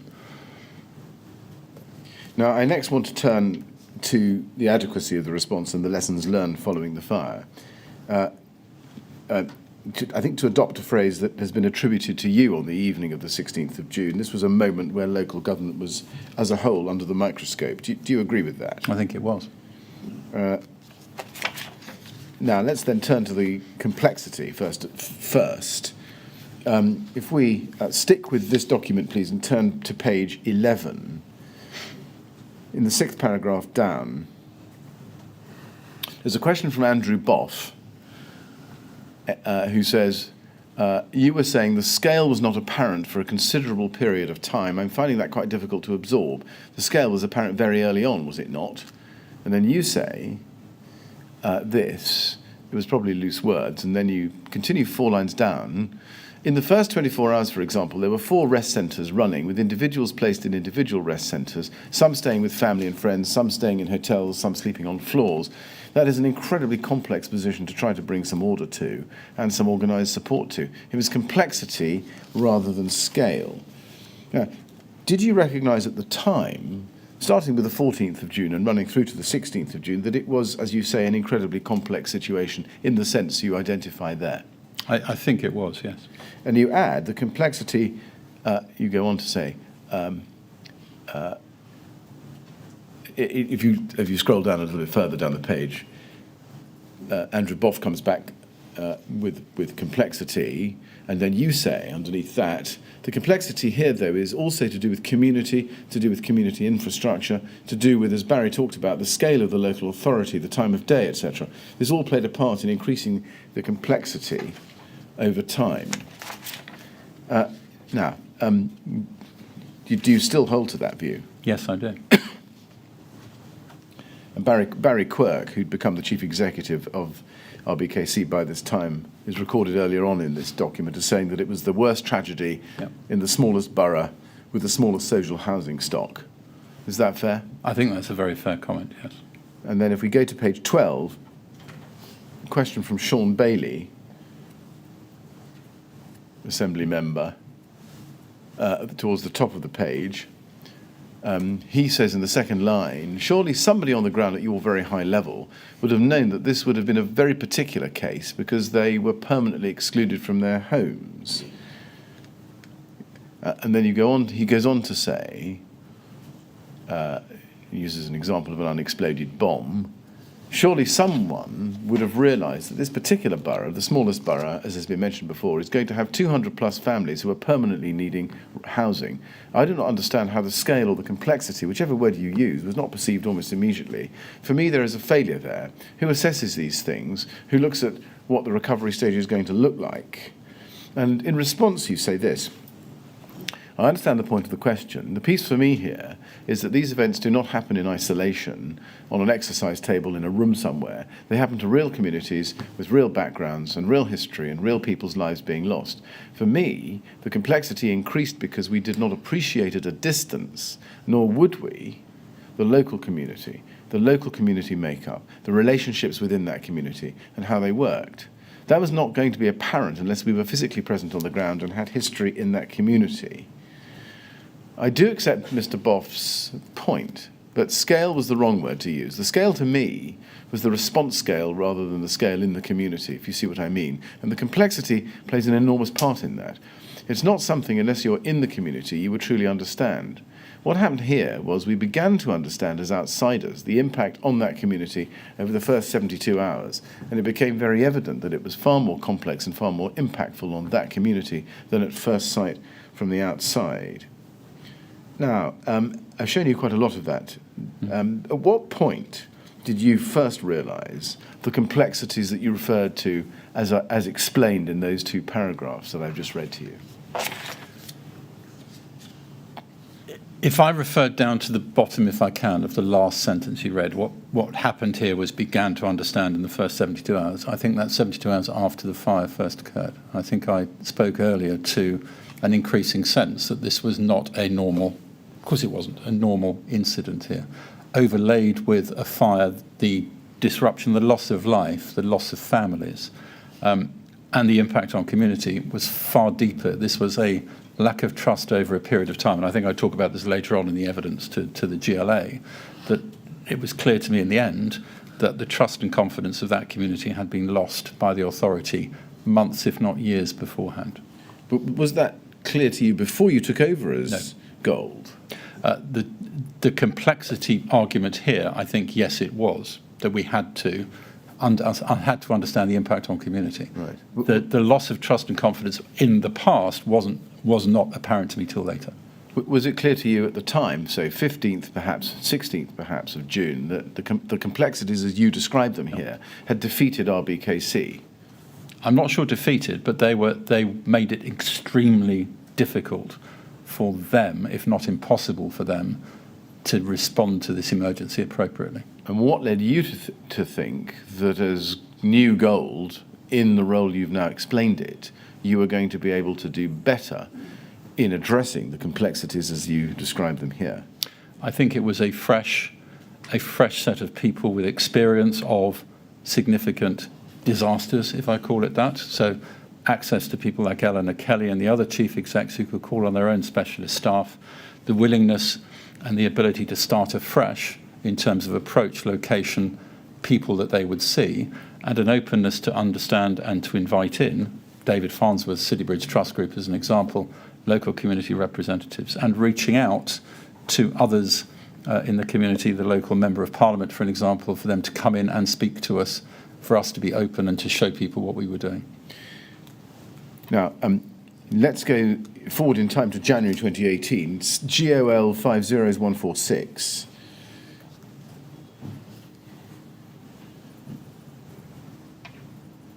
This is a report written by Tom Reardon and Mary Ney, January 2018, as an independent peer challenge for the London Council's Leaders Committee, 6th of February 2018. And if we go, please, to page 2 and look at paragraphs 1 and 2, one can summarise, I think, this way, and tell me if this is wrong, that the report had been commissioned in October 2017 by the London Council's Leaders Committee, who wanted to obtain an independent view about the arrangements that underpin London local government's collaborative resilience work in the light of the Grenfell Tower fire, and indeed other events during 2017, yes? Yes. Yes, and the focus of the work was the fitness for purpose of the collective response, not individual borough arrangements, I think. That's right. Yes. Now, if we go to page 3, please, page 3, paragraph 7, 5 lines from the bottom, under findings, it says there, the peer review team, do you see, peer review team, heard from several stakeholders that the Grenfell Tower fire had undermined confidence in vital elements of London local government's collective resilience arrangements. Many of the recommendations are intended to address these issues and help restore confidence. Do you agree that the local government's response to the Grenfell Tower fire did reveal weaknesses in vital elements of the collective resilience arrangements? I think it did. And can you be, in brief, can you be specific? I think from your own observations. From my own observations, the process of encouraging a borough to seek assistance and to step aside and say that someone else could help lead a response was one. The second one was the ability to coordinate and navigate through the political and the administrative networks in London and to make sure that they supported a local response were the two areas I'd pick on here. There were others identified in the report as well. Indeed, and let's look at those briefly. Page 4, please. We see the recommendations set out in this report. I don't propose to go through them all in detail, but just to pick up one or two. You can see recommendations underneath the line. And if you go, please, to page 5, first of all, recommendation 4 is ensure boroughs recognise the importance of community resilience and have clear community engagement and liaison plans in place with strong relationships across each sector that are well connected to emergency plans. Ensure that boroughs understand the impact of incidents, both local and other, on their communities. Test the robustness of these plans and arrangements locally with key community and faith groups. Did you agree with that recommendation? Totally agreed. Now, do you agree that Category 1 responders, or did you understand that Category 1 responders have a pre-existing regulatory duty to coordinate with the voluntary sector? Yes. Is it fair to say that that should have been done in any event? Yes. In other words, the recommendation that is being set out there ought to have been something obvious to all. I think there's a difference in my mind between voluntary groups and the voluntary sector and community engagement. It presupposes that the communities express their voice and their concerns through voluntary groups. And I don't think necessarily that's right. I think there's a need for us, and I think you've heard some degree of evidence from this again from Mike Adamson, about the need for building community resilience, which means not individuals or via the voluntary sector, but street by street. And I believe we saw some of that emerge during the pandemic on the first lockdown, where I use the example of local street WhatsApp groups and other social media groups that allowed individual streets to help each other during what could be described as an emergency. And I think that's something that has bluntly changed and needs to change the landscape of resilience. Next one, recommendation 5, ensure learning from the experiences of the humanitarian and welfare response in 2017 provided to victims and survivors by reviewing current plans and exercising, including the robustness of the initial response, arrangements for longer-term response, information sharing, a consistent approach to case management, role of the key worker, achieving consistency of service over a prolonged period, specialist skills, clear, well-understood and published arrangements for a standing charity, for effective collection and distribution to those affected by tragedies, and coordination across agencies. Now, there's a reference there to reviewing current plans. We've heard about statutory and non-statutory guidance from central government and examined many of these plans, and also RBKC's contingency management plan and its 38 annexes. Do you agree, looking at that great edifice, that there were too many plans, too many guides, and ultimately a complex and bloated resilience regime? If I could answer that by way of saying what was missing, that might be more appropriate. I don't think that's a yes or no answer, I'm sorry. In my view, there are too few people in local government and some of the other sectors as well that are trained, ready, but more importantly prepared to step in to assist and to lead. And because we don't have enough of them, we can end up relying on people who are perhaps less ready, less able, less trained, less capable to do so. That's partly the need for why there are so many different forms of document, not simply to provide the framework and accountability, but frankly the guidebook to do something that may not be needed if you have experience, training, exercising for those functions. I'm not sure, I hope you can see what I'm trying to get at with that. And coming back to a question I asked you before, but this time focusing on recommendation 5, and indeed perhaps the other recommendations as well, what was it about Grenfell that revealed the weaknesses and deficiencies in the resilience system, at least in London, which led to recommendation 5 being necessary? I think there are 4 areas with this. The first one, sorry, it's going to be a longer answer again. The first one is going back to the understanding and involvement of community. And I won't repeat that, but I think that's very clear. The second one is trust and confidence in the public bodies that are elected and supposed to serve a local community and should be close to the local community.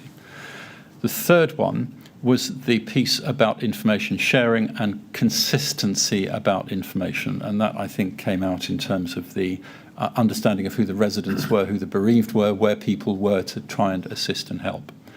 And the fourth one is identified here, and it's one I don't think we've touched on yet, which is the whole piece here about standing up and the arrangements for gifts, for grants, for coordinating the voluntary effort.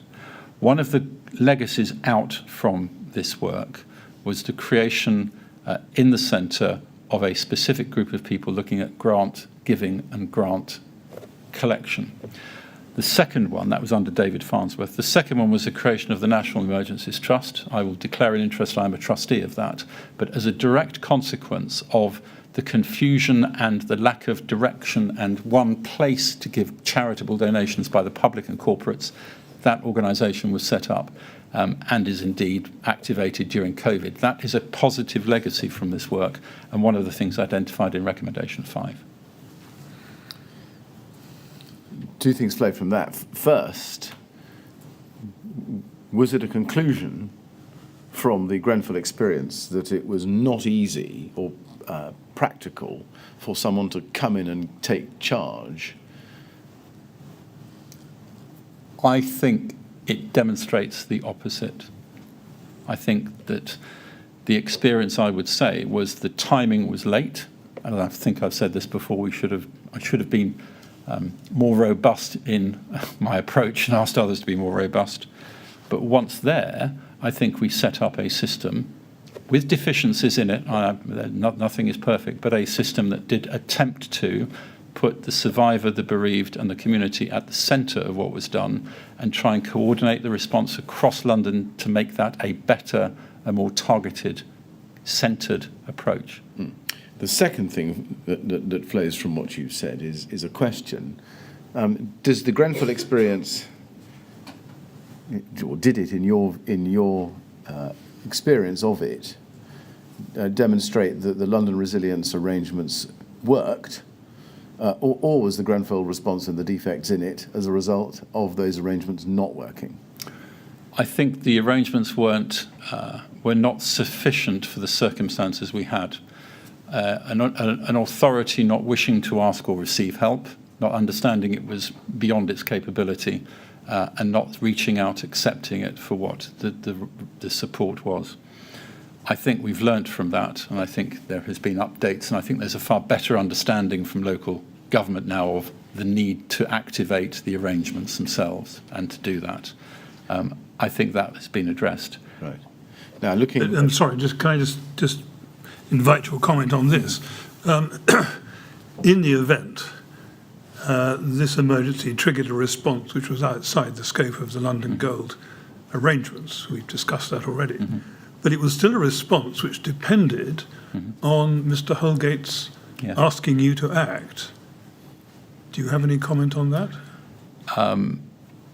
I would not want to interfere with 1965 local government reorganisation in London, which makes the boroughs sovereign. So, and I think as someone else may have mentioned, that's a significant legislative challenge to change the arrangements. What I would say is that if those arrangements are maintained, there needs to be a further resolution that goes through councils, in my view, that makes it explicit that they will invoke the support as required. At the moment, it is still voluntary, even though it's been improved in terms of advice given and the chief executives, I think, understanding what their roles are. It is still voluntary. It is not mandated. And I think that's if I'm honest from my perspective, that's a deficiency in the system. So your preference would be for some form of mandatory system which would be triggered by whatever the councils can agree should trigger it. Is that what you're saying? I'm quite often known as being quite direct, and yes, it is exactly what I would say. I think otherwise we are left at the behest of individuals making decisions, and that isn't good for local communities. All right. Thank you. Now, the answer you've just given the chairman may be an answer to my next question, but let's see if it is or it isn't. If we look, please, at the foot of page 5, you can see recommendation 9: refresh the gold resolution and addendum at the earliest opportunity to make triggers and the escalation process, which is in bold, clearer, so that there is a clear mandated process. If we could turn the page, a clear mandated process in the extreme circumstances that demand it, using the role of the LAP chair and engagement with relevant members of London Council's executive to facilitate speedy, quotes, intervention, quotes, in those exceptional cases. For example, when a borough needs help but does not request it. I think the answer you gave the chairman is an answer to this question. First, do you accept there was a need for gold resolution and addendum to be refreshed, perhaps revamped completely? I agree completely with recommendation 9. Yes. And in fact, do you accept that what was missing here was a clear system whereby somebody outside the council could come in with plenary powers derived from the council itself and accept a delegation of those powers so as to ensure that it, as a Category 1 responder, discharged its duties under the statute? I think that's a very good summary of what I attempted to do. But without a framework to support it? Without a document that said this is how you do it. There's more than a document, without any kind of legal or practical arrangements. I'm not sure I agree with that. I think, as we said before, a local authority, the chief, could delegate to a person to undertake the powers, undertake the functions. So I think it's not illegal. I think it's a question of having as it says in the recommendation, a clarity around the process here. Now, during the peer review that took place after the fire, was it the case that, did it include an examination of the role of the mayor of London? I don't recall. There's a passing reference to it in this document at paragraph 11, if we can just look at that.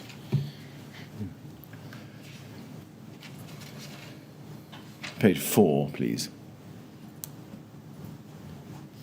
You can see there the peer challenge identified a series of themes outlined in the report which have informed the recommendations, and one of those was the role of the Mayor of London. Can we go, please, to page 12 and look at paragraph 20C? The role of the Mayor of London. There is widespread understanding of the Mayor of London's role as the voice of London and Londoners, the strategic role in relation to civil protection, and the leadership of key agencies involved, such as police, fire and transport. There is recognition that the Mayor doesn't have an operational role, but that effective communication is needed between the Mayor's office and London local government during incident response and recovery, as well as continued involvement in planning and exercising. Was it your perception at the time that the Mayor of London, even if it didn't have an operational role, should have had one and could have assisted? I'm not sure what the operational role would be, if I'm honest. The voice of London is a very important point, and the ability to talk to wide media and traction. I think he has the largest democratic mandate, certainly in the country, if not elsewhere. So he does have a voice in that sense. And I think, as I said at the GLA, whilst there is no operational role, it would have been odd if I hadn't taken into account his comments or his view on things. Yes, it has been suggested by the Mayor in their written opening submissions in this module that there may be a need for the formal role of the Mayor of London in a civil emergency to be expanded in carefully defined circumstances. In your experience, was that something which occurred to you at the time? In other words, that there was a gap which could have been filled by the Mayor's office? I'd make a distinction between the Mayor, a political appointment, and the officer, if I can put it slightly different in the Mayor's case. A politician versus an officer. I think that there are two distinct areas here. The role for the Mayor in terms of advocating on behalf of Londoners, I think, is absolutely right.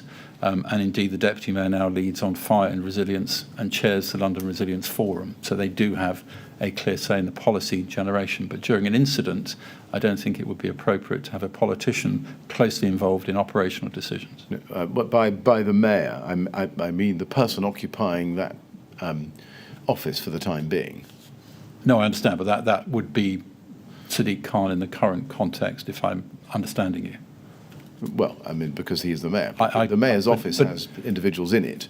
My question was whether or not you considered at the time that there was a gap which could have been filled by the office, the mayoralty. I don't believe so. I had good feedback from David Bellamy in the Mayor's office, in that his Chief of Staff, in that sense, of the views of the Mayor and observations and information he'd received directly. I'm not sure beyond that, apart from saying David or the colleagues would take an operational response would be any different, received what the Mayor of London said as part of the decision making.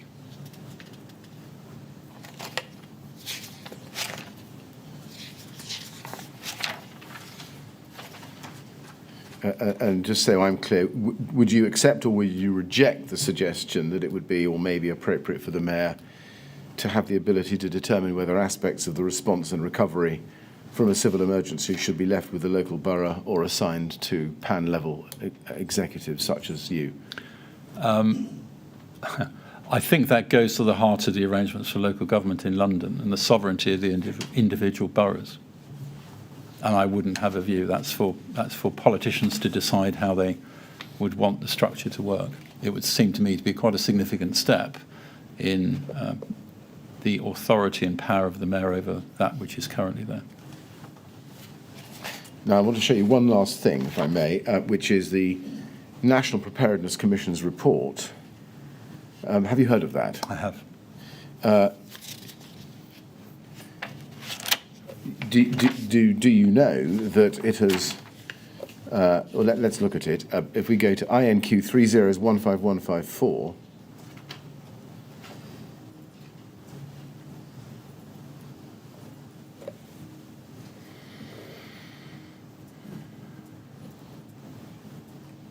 this is the first page of this document, written in March 2022 by Bruce Mann, Cathy Settle and Andy Towler.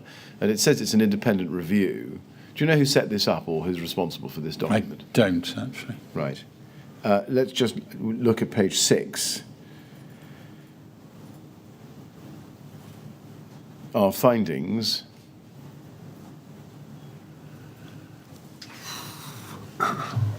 And then if you look below the pink box, it says the lack of development in the resilience field is in sharp contrast to the continuing positive development in other national security fields, especially cybersecurity and counter-terrorism, which was warmly commended by many of those we spoke to.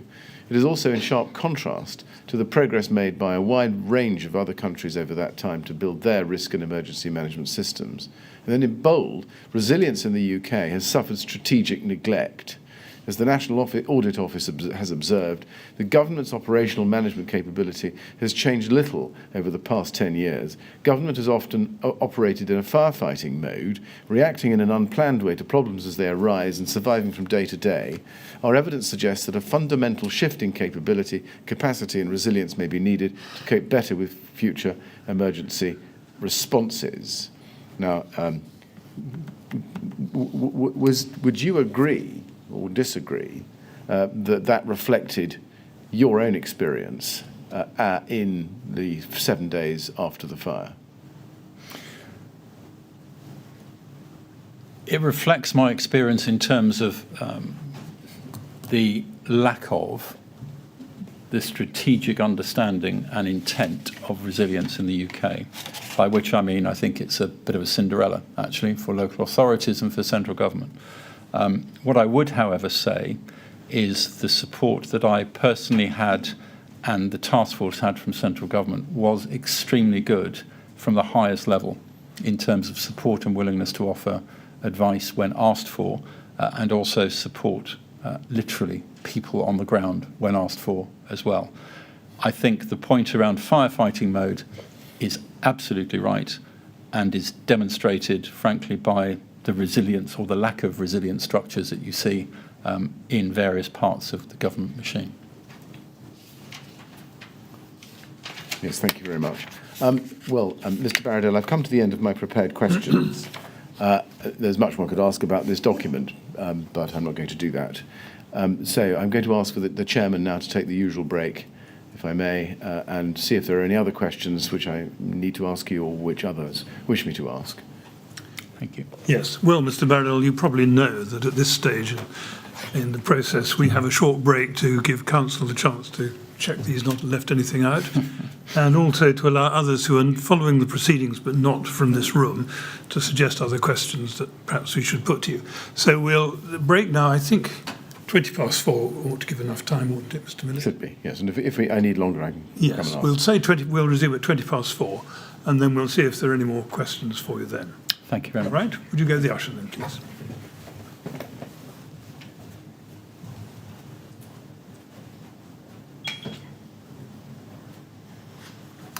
Thank you. 4:20. Unless you tell us that you need more time. Yes, Mr. Chairman, thank you.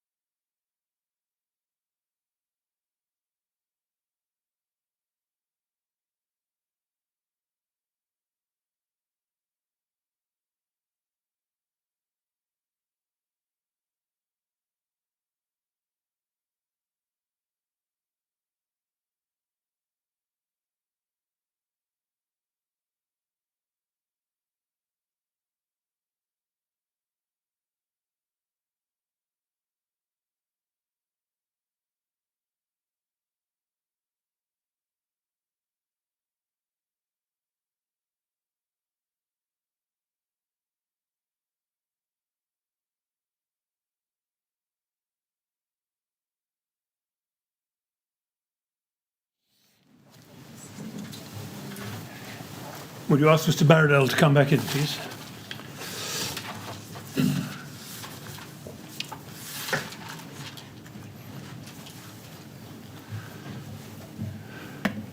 Right, Mr. Barradell, we'll see if there are any more questions. Yes, Mr. Willett. Mr. Chairman, there are many more questions, but I don't think I'm going to ask any of them. They're probably questions we have to ask later. Looking back, though, there is one. Looking back on the events and looking back at the evidence and based on what you now know, is there anything in your role that you would have done differently? I think I've said a couple of times and been thinking about this a lot. I think I would now be far less reticent in coming forward. So I would have been at, if I put it this way, colloquially, if you don't mind, in KNC's face from the beginning. And not necessarily, not trusting what I was being told and wanting to verify it myself. And is there anything you'd like to add to your evidence? Could I say a few words, Chairman, if I could? First of all, to thank the staff at KNC, actually at Kensington and Chelsea, who for the first few days did work very hard, individually and collectively, to try and help. And I think they deserve note and credit for that. I'd also like to thank the colleague chief execs from around London who, without any of them saying no or hesitating, stepped forward when they were asked.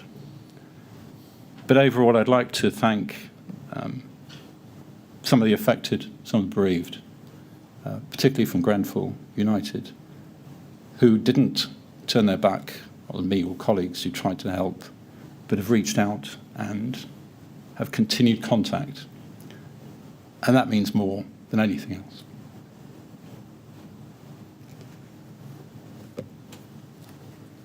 Yes, thank you very much. Well, Mr. Barradell, I'm very grateful to you for coming to the inquiry today and assisting us with our investigations. We're extremely grateful to you, so thank you very much indeed. And of course, Mr. Barradell, I'd like to thank you on behalf of all three members of the panel. I think we've learned a lot during the course of the day, and it's been very helpful to us to hear what you have to tell us. So thank you very much indeed for coming. Thank you, Chairman. And you're now free to go. Thank you.